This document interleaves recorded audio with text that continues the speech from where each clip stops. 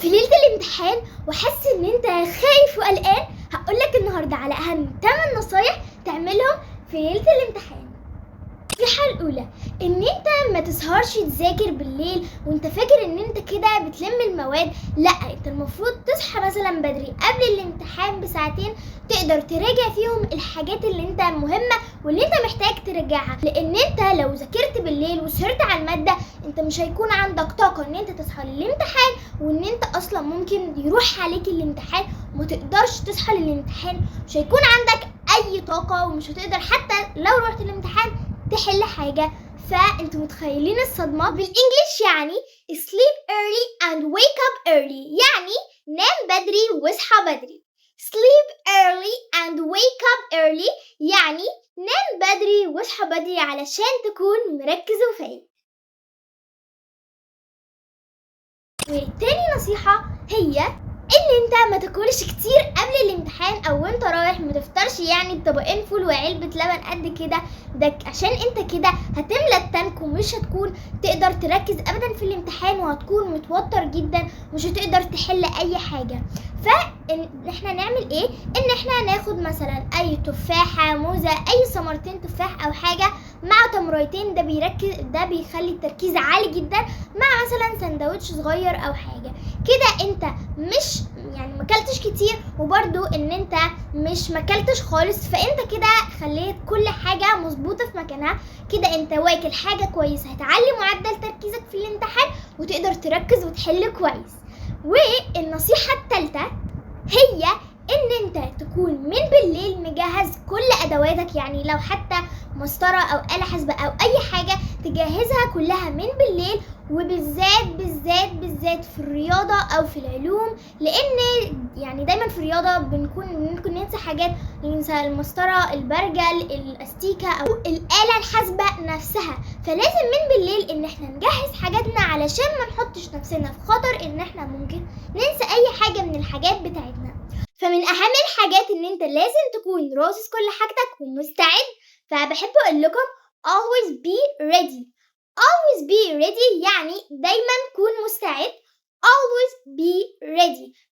always be ready لأي حاجة. لو جالك في الامتحان حاجة صعبة always be ready، لازم تجهز كل حاجاتك وتكون always be ready، يعني دائما مستعد. كن دائما مستعد. وكمان يا ريت نروح قبل الامتحان مثلا على الأقل بربع ساعة علشان نعرف المبنى بتاعنا اللي فيه الامتحان، نعرف لجنتنا فين، ونكسر حاجز الخوف من المكان، ان ده مكان الامتحان وان الامتحان ممكن يجي صعب.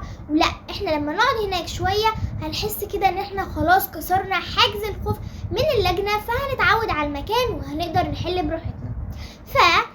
فالنصيحة الرابعة هي 5. أول ما تاخد ورقة الامتحان استنى كده واقرا الورقة كلها كده 5 دقايق، وادي لعقلك فترة ان هو يفكر ازاي هيحل الأسئلة دي وايه الخطوات اللي هيتبعها عشان يحل الأسئلة. ده هيوفر عليك وقت كتير في نص اللجنة ونص الامتحان ان انت ما توقفش او تعطل في النص سؤال او حاجة. فانت ادي لدماغك التفكير او ان هي تقدر تفكر ايه الخطوات اللي هتتبعها في الحل عشان ما تشطبش كتير في ورقة الإجابة، وكمان عشان يخليك تحل أسرع وأشطر كمان. أما عن النصيحة السادسة فهي لما يكون معاك ورقة الامتحان الأول ابدأ بأن انت تحل الأسئلة السهلة.